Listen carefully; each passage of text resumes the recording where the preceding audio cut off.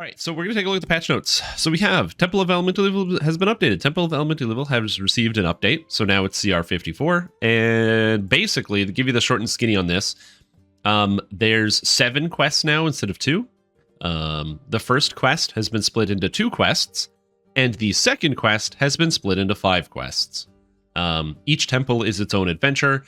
There's more shrines, and yeah, the final bit's more manageable. So overall, is it good? The XP is pretty good for the most part, assuming the XP changes went through that I suggested. But like other than that, oh, we'll run it. We'll see how it feels. I didn't really have any trouble when I ran it as my Stormsinger Bard. I soloed through the whole thing, so seems like it should be okay. How'd the favor change? Well, there's 7 quests, so there's way more favor. It's like over 100 favor for doing all of them now. All right. Yeah, there were changes. I can't talk about the specific changes, but like I said, basically more shrines and stuff, fewer monsters, things like that. So it's a little bit more manageable depending on what it is you're doing. Anyway, there's a new class archetypes. We have the Dark Apostate, a negative cleric using dark magic and dark magic using undead shrouded necromancer. The Sacred Fist paladin, a hand wrap using paladin that combines key and holy energies. And Stormsinger Bard, a archetype-focused sonic cold electric storm-based spellcasting. All of these are quite good. Dark Apostate, very strong. Sacred Fist Paladin, super strong. Stormsinger Bard is like new Nuker Bard. Super duper strong. Also, they updated the Bank of the Reincarnation cache, which is pretty cool. So they just said, yeah, they split up the quests. Several quest objectives have been added to make the gameplay flow more clearly. They adjusted the difficulty of Zuggamoy and Fallrith. As far as I can tell, Zuggamoy is just easier. I don't know. I didn't notice anything about Fallrith, but Zuggamoy is easier than it was before. And then the old items are still there. They just drop from optional chests. So if you're worried about getting the old Temple of Elemental Evil named items, so you're like, oh, I can't ever get a Elemental Bloom. You just farm it from the optionals. And a lot of them have fixed locations now, so it's actually easier to farm than it was before.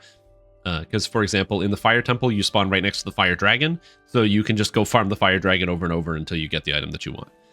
So keep that in mind. Question is, do I TR now, or do I wait to see if there's any issues with the new bank system first? Great question. I didn't TR on the test server, so I don't know. Would you say all 3 are easy to use as id? All levels of ability can get to grips with it? No. Paladin's Sacred Fist is slightly more complicated than the other 2. Stormsinger Bard is really easy. You just mash all your spell-like abilities. So what you do is you keybind your spell-like abilities to your keyboard, and then you do some of this. And Dark Apostate, you keybind your spell-like abilities over here, and then...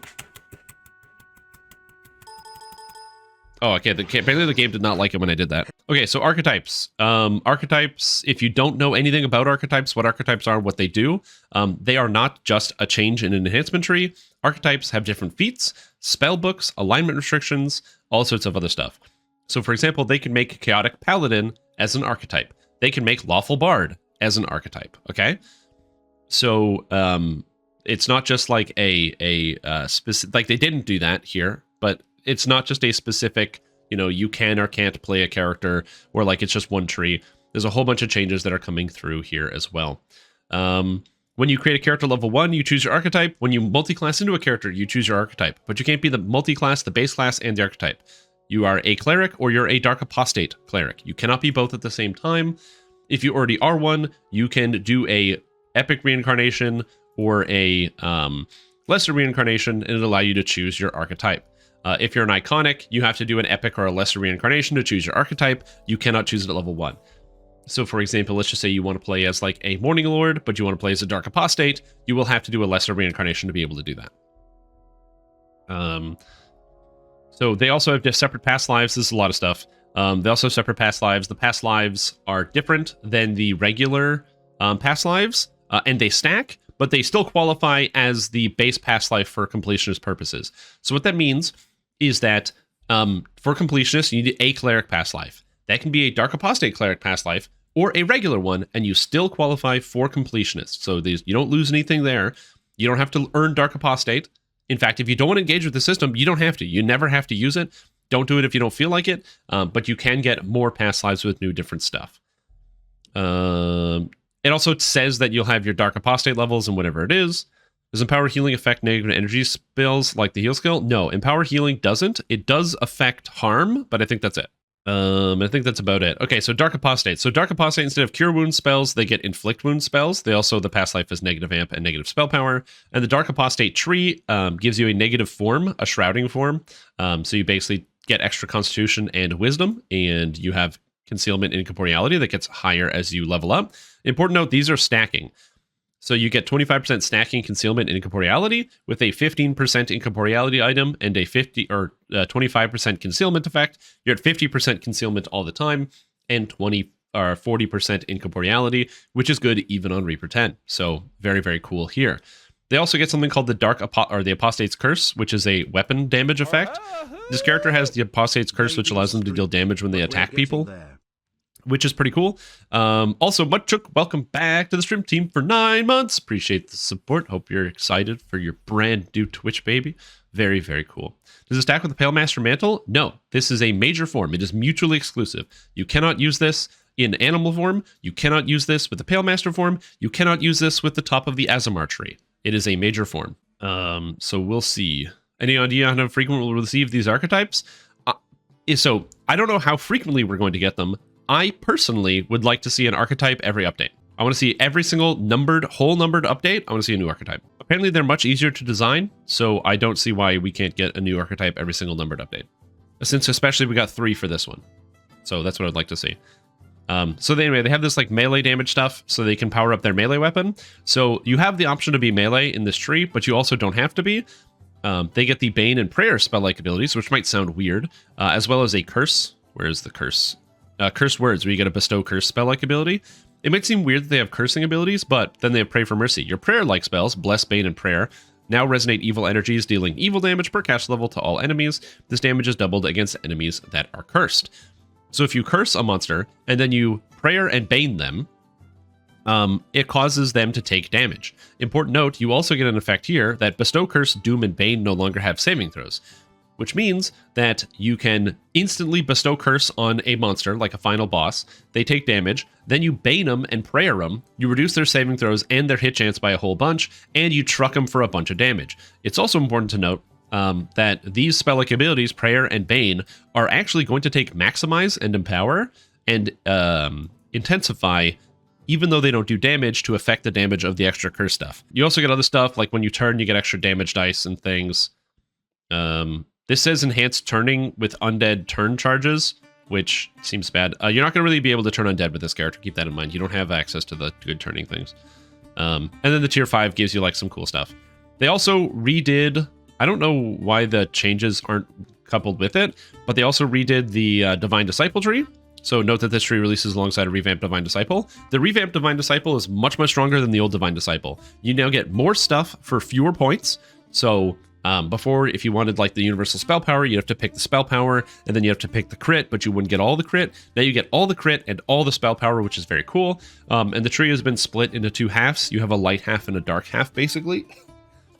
With the cores. The light cores go from left to right, and the dark cores go from right to left. This means you can take both of them at the same time, but if you want a capstone, you will have to take all light or all dark.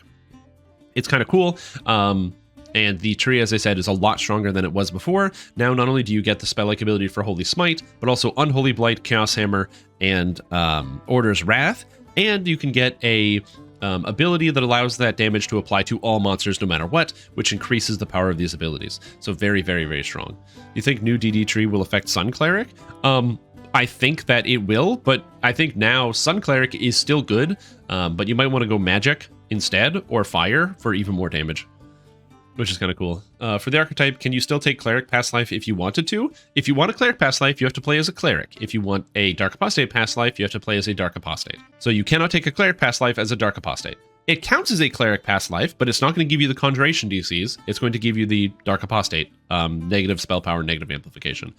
Also, what's up, Halrin? I am going to be running one of the new class archetypes today. I don't know which one, but we're gonna probably figure that out later. Okay, so the second one is Sacred Fist. So Sacred Fist is a paladin monk, sort of. It's not better than a monk. It's very different. This class just does stuff. So Monk is all about building up to things. This class just does things. So they get the armor class bonus from Monk, except the version scales off of charisma instead of wisdom. So you get your charisma to your armor class. They also get evasion, unarmed strike bonuses, flurry of blows. They get a special religion called the Path of Light. It's the hand wrap deity feat. And what it does is it gives you proficiency with hand wraps, and it makes it as a favored weapon. And then Divine Dream, it allows you to be centered while in heavy armor. It also allows you to use charisma to hit and damage. So it looks like this is an old patch note, but it allows you to use charisma to hit and damage while centered. So that's good. So that should be very, very powerful. And then Sacred Fist Paladins don't get shield or armor or martial weapon proficiencies because they're supposed to use hand wraps. You can get those back if you multi-class if you want. And then on top of that, they also got new spells added to their spell list. Yeah, so this must be an old patch note that was grabbed because a lot of the stuff is incorrect. Key Bolt is completely useless. Sacred Flame Empowerment is a new spell that uses your key and is super duper duper strong. And it gives you extra damage and allows your critical hits to deal a bunch of extra damage. Incinerating Wave is really cool and really powerful and costs key. And finally, Key Explosion. This spell was massively buffed and does significantly more damage. It just doesn't say that. So that's very cool. While centered in heavy armor? No. You can't be centered in heavy armor. You count as being in heavy armor while centered. These are not the same thing. You have to wear cloth, so you don't get to be in heavy armor, right? It makes you considered to be in heavy armor, as in the game thinks you're in heavy armor while centered. This is because Sacred Defender has several things that say while you're in heavy armor, you get X, but you can't wear heavy armor. So instead, this counts as being in heavy armor. So if you want to be as a tank Sacred Fist, you can get the extra Constitution, you can get the extra armor class, you can get the extra other stuff. MRR is not capped? No, your MRR is definitely capped. This is for the purposes of the Sacred Defender tree. Your MRR is 50 as a cap. You can get your MRR capped to about 140, 150, I think, pretty easily. So that wouldn't be that big of a concern. Additionally, this class also gets key, but it gets key based on charisma as opposed to wisdom. Important note, if you multi-class Monk and Sacred Fist, it'll use higher of wisdom or charisma. Sacred Fist is all about applying damage per strike. So you get, basically, when you punch stuff, you add damage, which is very cool. So you add like fire damage to your hits, and it's all based off of charisma. And it has a lot of the stuff from Sacred Knight of the Chalice and what's the other one? Shintao kind of combined together. You have the Death Strikes for the attacks, offhand attack while centered. You have the extra bonus Smite Evils. The Cleave attacks are called Whirlwinds. They cost key, and they do a Whirlwind attack, which is 2 hits. So you hit once at the beginning and once at the end of the animation. You also have the Avenging Whirlwind, which is exactly the same thing. Hits once at the beginning, hits once at the end.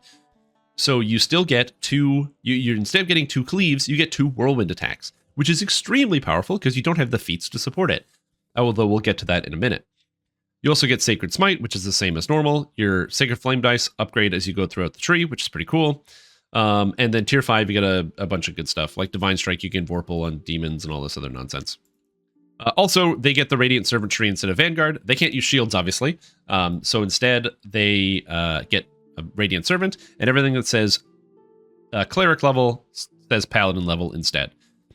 So very cool. Now you have a place to use your turns, which is you can use your turn on dead on like all of your like positive energy bursts and stuff during the leveling process.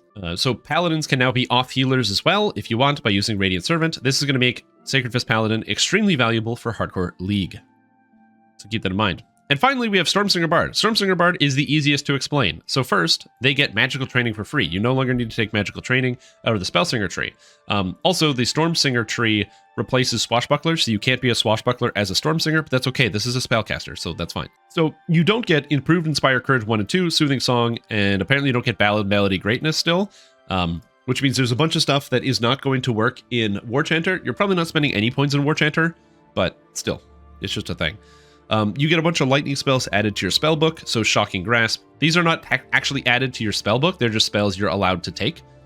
So keep that in mind. Shocking Grasp, Electric Loop, Lightning Bolt, Ball Lightning, Sleet Storm, Chain Lightning, Thunderstroke. So all of that stuff there. So you get a bunch of lightning spells. You also get lightning and sonic spell power for every past life. So basically, what is the Stormsinger tree? Essentially, it gives you, whenever you cast a Sonic Cold spell, you have a chance to cause a Lightning Strike, which is a blue lightning bolt that's going to come from the sky and plays like a sick guitar riff. I'm not joking. It actually makes like a... and like there's like all the... This is pretty sweet. Anyway, it does a bunch of damage. It goes off all the time. So you basically want to spam Sonic and Cold spells. It means your lightning spells aren't as valuable. However, Ball Lightning, Chain Lightning, Thunderstroke, these are all insanely good spells, so don't worry about it. Are basically just spamming it. As you level up, your Lightning Strike gets better and better, and then eventually it turns into a stun, and then if you get the Capstone, it's a 5-second stun, which is awesome. You also get spell-like abilities. So you can take Sonic Blast or Nyax. You can take Reverberate or Nyax Biting Cold. Important note, Reverberate has been heavily buffed and is much stronger than it was before. Reverberate is one of the 3 good damage over time spells in the whole game. So there are only 3 now, and Reverberate is now one of them. Take Reverberate all the time. This also affects the Spellsinger Reverberate. It's basically its damage was increased, and now it has an initial hit of damage. Important note, Reverberate's a Sonic spell, and because it has an initial hit, it can proc your Lightning Strike. Single target? Yes, you should be excited about that. Bard's largest challenge is single target damage. That's pretty much the only thing that Spellsinger fails at, is single target damage. They have tons of AoE. Shout, Greater Shout, Horn of Thunder, all this other nonsense. They have so much AoE. But single target is where they lack. With new Reverberate, Bards are actually going to be much more competitive in the single target space. In fact, Stormsinger is also nice, because not only do they get that, they also get Thunderstroke, and tier 5, they can also pick up Iceberg. That's it. There's Iceberg here as well. So you get a whole bunch of extra damage, which is very, very cool.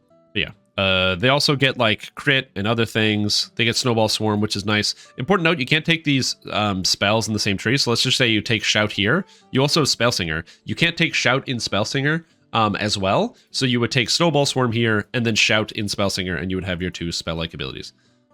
They also get a Sound Blast SLA. They do not get a Sound Burst spell-like ability. So I want to be clear, they do not get that. That is not true. And then you get Horn of Thunder is also in here. So you get Horn of Thunder at both trees, depending on which one you want to do.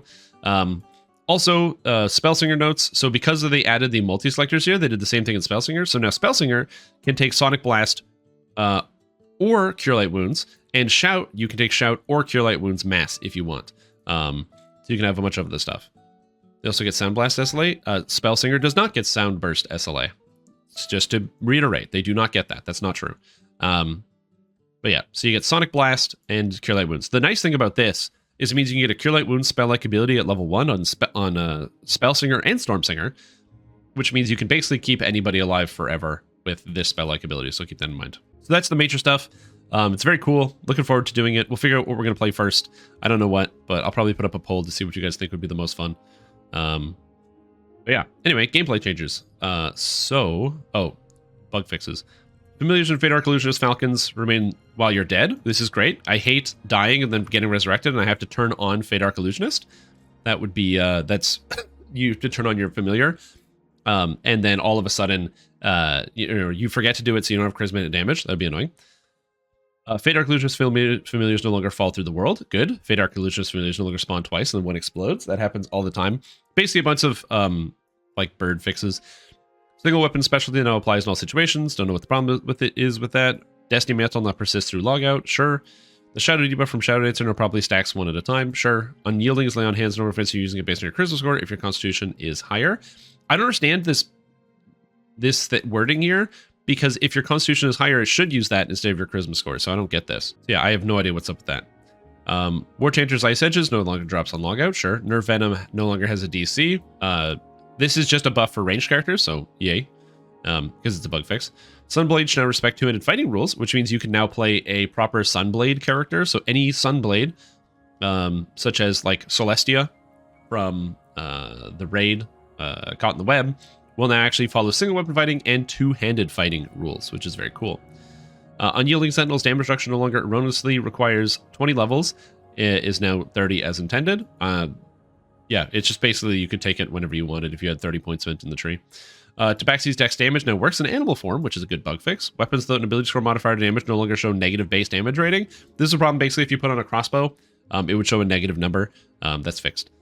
Perfected Darkstorm Helm now has a caster level, which is funny because the Perfected Darkstorm Helm was bad. This is still a bad effect, but, you know, whatever. Cameras are adjusted so the mouse will no longer occasionally turn your character 180 degrees and make you look up or down. This is a fantastic fix. With this fix, I will now start doing the On Hardcore League, I will do the quests, Bring Me the Head of Golafan, and Slavers of the Shrieking Mines. My biggest worry is that when you go across the bridges, if you fall off the bridges, you die. There's no railings, and sometimes the camera mouse just whips you a random direction and you die. So I didn't want to deal with that. So with this bug fix, I tested on Lemania. It works really well. So Nirvana Procket Leg Cap since you've do once. That's nice. Yeah. Party and guild chat disconnects should no longer take as long to reconnect. That's nice. Text fixes, sure. Monsters no longer randomly gain stone prison on hit effects due to your own gear. I've never seen this happen. Sonic Blast is now properly single target. Note, it will continue to hit breakables in an AoE. I don't really entirely understand this note.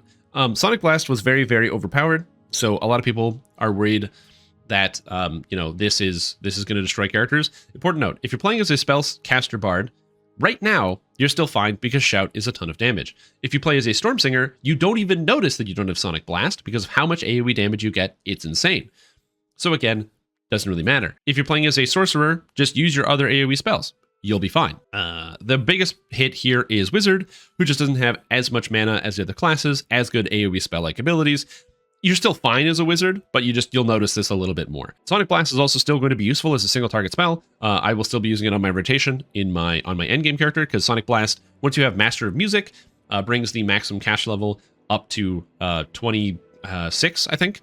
So it's still actually quite useful with the spell-like ability, with all of your meta magic feats applied to it. So it's still useful as an endgame tool for bards, at least spell singers, maybe not storm singers, but definitely spell singers.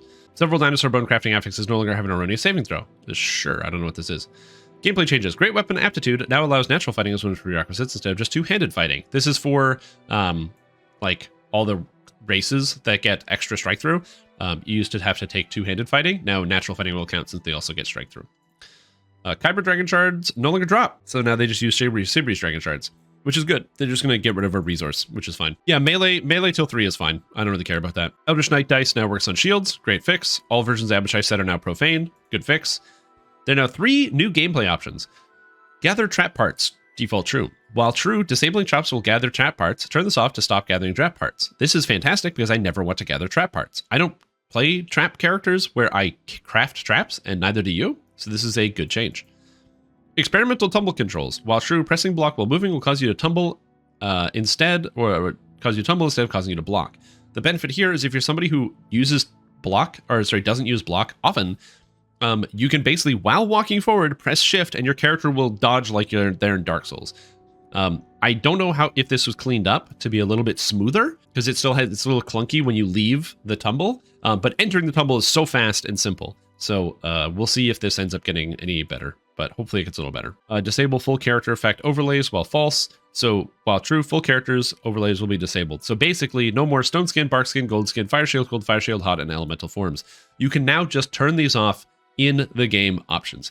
Did you buy a bunch of cosmetics at the store, find some cool gear, do whatever, get your character set up? You can now visually see it. Do you hate seeing fire shield cold all the time because everybody wears Crown of Snow?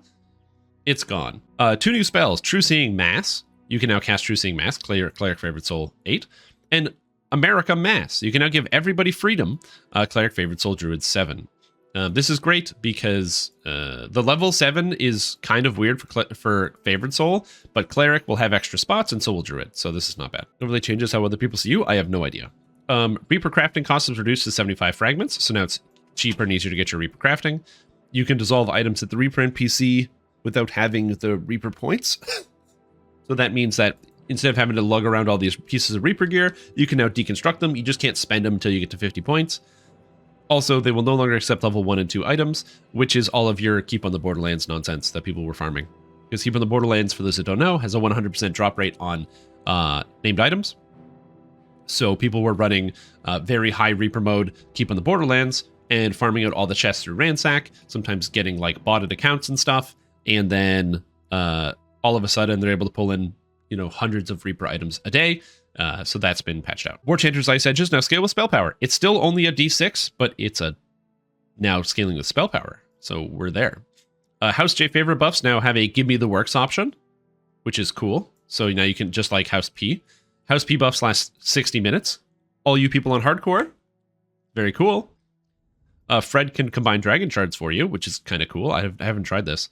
Spells that may target undead friends can now validate the caster as a redirected target as long as the caster is undead. Basically, what this means is if you have no target and you cast a inflict spell, if you can heal yourself, it'll hit you. This is useful because if you have no target and you cast a cure, it cures you. Now, if you have no target and you cast inflict, it'll inflict you, so they have the same functionality.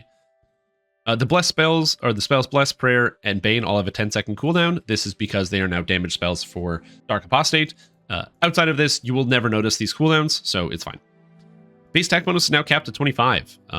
They said they did this specifically because they wanted base attack bonus to be not going up indefinitely because it has scaling problems with other aspects about the game, so they're capping it at 25. This will make some characters worse in terms of lowering their physical resistance rating and other stats down a bit from 32 now to 25.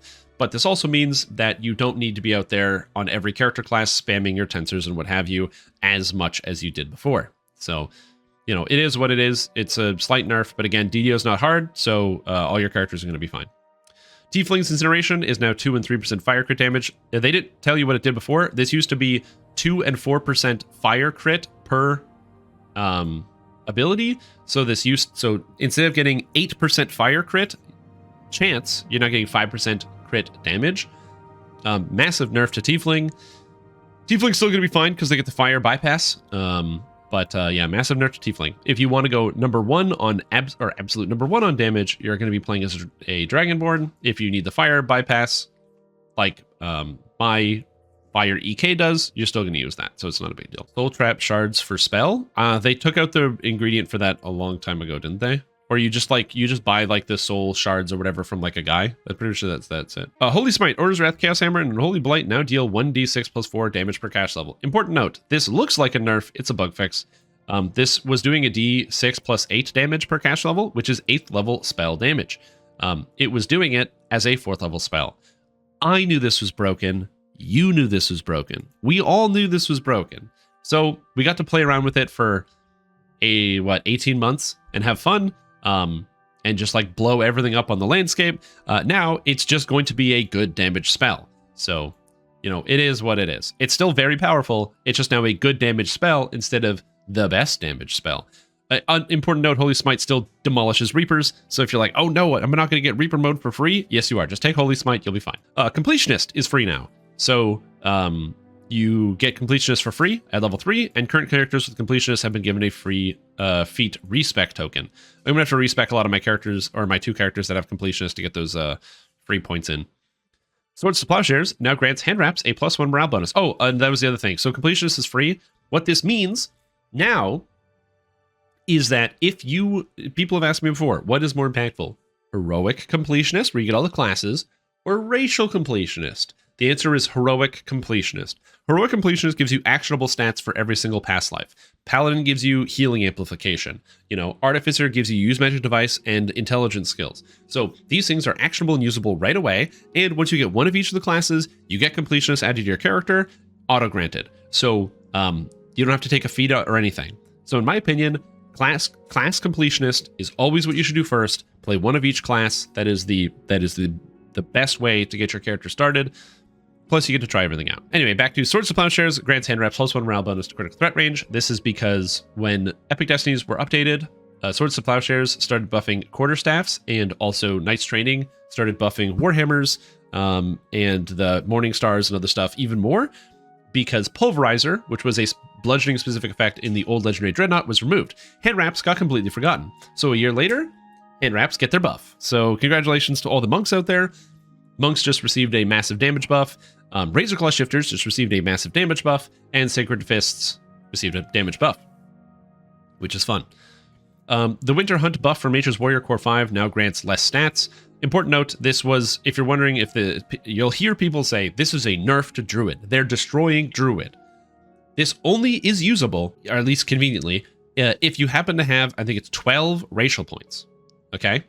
So, which is a very, very small handful of people. This is a nerf to one build in Druid, but it is a very slight nerf that affects only very specific builds for, again, the highest of end of player. So if you're playing your Druid or you're about to make a Druid and you never tried it, don't worry. Druid is perfectly fine, and it is still one of the best spellcasters in the entire game, no exceptions. It's very good. Aasimar and Scourge Core 3 no longer provide a bonus to healing hands, and Aasimar's Core 5 no longer gives recharge and now gives 2 healing hands charges. I don't know why they're nerfing Aasimar. This isn't going to destroy Aasimar. Aasimar is still good. I don't get it. I am baffled and confused. I have to assume this is because of Hardcore League, maybe, because a lot of people play Aasimar, but I don't know. Angel of Vengeance no longer provides bonus to cash level and max cash level. This is going to make favorite souls a little bit slower during the leveling process, but not that much slower. The reason why I say that is you still get Sunbolt spell-like ability, you still have actual damage spells, and clerics don't get any of this, and they're still very good levelers. So favorite souls are still going to feel very good during the leveling process. They're just going to be a little bit slower getting to level 8. By the time you get to level 8, though, you're going to be demolishing everybody. So again, just get to level 8, get your Holy Smite, and then blow people up. This is just going to take a little bit longer. Yeah, like removing the recharge honestly doesn't matter. You recharge 1 healing hands every 180 seconds. How often are you in dungeons longer than like that means in 6 minutes you get 2 lay on hands charges back, but you're finding a shrine every 6 minutes. So like, but yeah, and endgame favorite soul is basically unaffected by this. The only spells that I can think of is Firestorm damage would come down a little bit, but it's only 6 cash levels, so who cares? And then Searing Light is the big one that took a big hit. But again, Searing Light's only for a little bit of your single target, and it's only as a filler. You're mostly casting Light Pillar, Holy Fireball, Celestial Bombardment, Divine Wrath, Firestorm, maybe Comet Fall. And I guess Comet Fall is getting a bit of a damaged effect here. But even still, you can also throw in like Spring to Summer as well. Not Spring to Summer, Reborn in the Fire as well if you need it. So I don't know if this is a big deal. All right. Divine Disciple updates. I talked about this briefly, but basically it's this tree. The best way to describe it is this lefty righty. So you can take the light on the left and the darkness on the right, and they converge. So if you want to be all dark, you got to take all the dark ones. If you want to be all light, you take all the light ones. Basically, during the leveling process, you should take them both through the middle because they give you a lot of extra stats, bunch of spell power. What this means is by level 3, you can get the first and second cores of each side because this only costs 6 points and this only costs 6 points. So, or both of these. So you can get 5 light universal, 5 negative universal, and the same thing because it's per each core ability. So this gives you 20 universal spell power and then 10 extra light and 10 extra negative. So it's a whole bunch of spell power right away. Bonus to saving throws and physical magic resistance rating. Very, very valuable. Additionally, as I said, things were condensed. So you can get Nimbus of Light or Inflict Light Wounds instead of Chill Touch, which is a massive buff. And then you can get the Divine Smiting, which gives you light, negative, and alignment crit chance. So now you don't even have to choose. You just always get light and negative and alignment. Again, massive buff for all the clerics. And then Domain Smiting, we've got the elemental damage. So this requires you to have light and dark core. So if you're somebody who's playing like Fire Domain or Lightning Domain, you need to take 1 light and 1 dark to be able to take all of the fire stuff if you want to, like the elemental stuff if you want to max that out. And then, yeah, you still get Necrotic Bolt and Searing Light here. And then tier 4, you've got Order's Wrath, Holy Smite, Chaos Hammer, and Unholy Blight as spell-like abilities. So you can choose whichever one you want. I don't recommend taking Unholy Blight, with one exception. And then you have the tier 5, where you can get Holy Power, where your Holy Smite spell affects all enemies. Unholy Blight, where your Unholy Blight affects all enemies. Or if you have both Light and Dark cores, you can get Chaos Hammer and Order's Wrath. These spells, again, are much more potent like this. And this is one of the few areas where you might actually consider taking the Master of Alignment to get the extra level of your alignment spells. Then you have Transcendence here, which is fine. The Divine Smiting and other stuff. It's pretty good overall. So we have Garrett the Sainted and Erethia Sundawn have had their hit points increased. Additionally, Garrett will be less likely to dive directly into melee combat. I have checked. These guys have way more hit points. They were on the preview server. I checked them. They have way, way, way more hit points. There's also 2 new hirelings that have been added, Albreth Wellen and Bulwark Torin. Albreth is a favorite soul and Bulwark is a cleric. They've been added to the hireling sellers and the DDO store. But yeah, you can just buy these in-game for platinum. They cost basically nothing. And they have like 1,000,000 health. Like these guys have like 2,000 hit points or something. So they're much tankier and they're more likely to heal. Rogue Hireling search scores have been improved to be able to search of upper heroic traps on harder difficulties. Yeah, the heroic traps go up to search of around like 55, 60, and the heroic Rogue Hirelings weren't able to do that. So now this has been fixed, which is good. Enervation cast by monsters no longer applies its damage over time. So now you will not be getting destroyed by Enervate. Very cool. Fixed an issue where PayPal will get stuck in the authentication phase of checkout. What? No way. Dude, I've never been able to use PayPal with DDO. Maybe it'll work. Fixed an issue where DDO Market would get stuck at reCAPTCHA when opened from in the game. Cool. Good. I'm glad they're fixing it so people can buy stuff. Whirlwind attack is now tactical melee cleave. Activates this ability to attack all enemies in a 360 arc around you twice. This does plus 4W damage. No issue. This is meant to be +2 and will be corrected in a future patch. So it's important to note that some people might see this as a bit of a nerf because it's supposed to be +2 as opposed to +4. So yes, the damage is being nerfed. However, two things to note. The number one thing about this is this applies to all attacks. Before, the double hit would only apply to hand wraps. Now, the double hit is going to apply to all your weapon styles. Whirlwind attack is good for dual wielders. It is good for two-handed users. It's good for everybody. Now, you might say, okay, but why would I want to take this? It takes too many feats. Well, so it is getting a nerf in damage for hand wrap users. However, Whirlwind attack no longer requires combat expertise and spring attack. It's only dodge and mobility. This means that so many people can now take Whirlwind attack. Whirlwind attack is now accessible by rangers incredibly easily in the early levels. It is now, because like as a ranger, you don't need to take pretty much any of the offensive feats. So you can take dodge at 1, mobility at 3, and Whirlwind attack at 6. Same thing with fighters, rogues, all sorts of different characters. You have a whole bunch of different options with Whirlwind attack, so it's very cool. And monks no longer need to have 13 intelligence for combat expertise. This means that monks are less reliant on intelligence. You can now start with an 8 intelligence if you want to play like a pure fist monk. And still take Whirlwind attack, which is huge, absolutely huge. So very, very, very good. Whirlwind attack no longer pauses at the end of its animation, making it significantly faster and making it flow into your next attack better. I have tested this. There's basically less of a pause. Your character will just whirlwind and then go back to attacking. Additionally, it's not labeled here, but it also scales based on your attack speed. Oh no, it does. Whirlwind probably scales attack speed, regular style shifters, fighting with claws. Yeah, it properly scales attack speed as well. So if you have attack speed, so let's just say you're using like action boost haste, and you whirlwind attack, it'll like, and then you keep attacking. It's very, very cool. Much better ability than it used to. Massive whirlwind attack buffs. You should be excited to jump in on this one. I played around with it a whole bunch, and it was super strong. And then Great Cleave is being buffed to 4W. It just does more damage. It's still not as good as whirlwind attack, but it is a buff. So there you go. This monk is going to struggle with AoE damage more so now. How is it going to struggle with AoE damage more so now? Anyway, the XP bar on the character sheet has been removed to facilitate the archetype and class displays. If you would like to view your character level, you may rotate through the XP bars at the bottom. I still think they could fit this somewhere, but yeah. Hit point and spell point tooltips on the character sheet now display their numbers correctly. They were supposed to be displaying a negative. They had a negative level bonus as opposed to a percentage increase.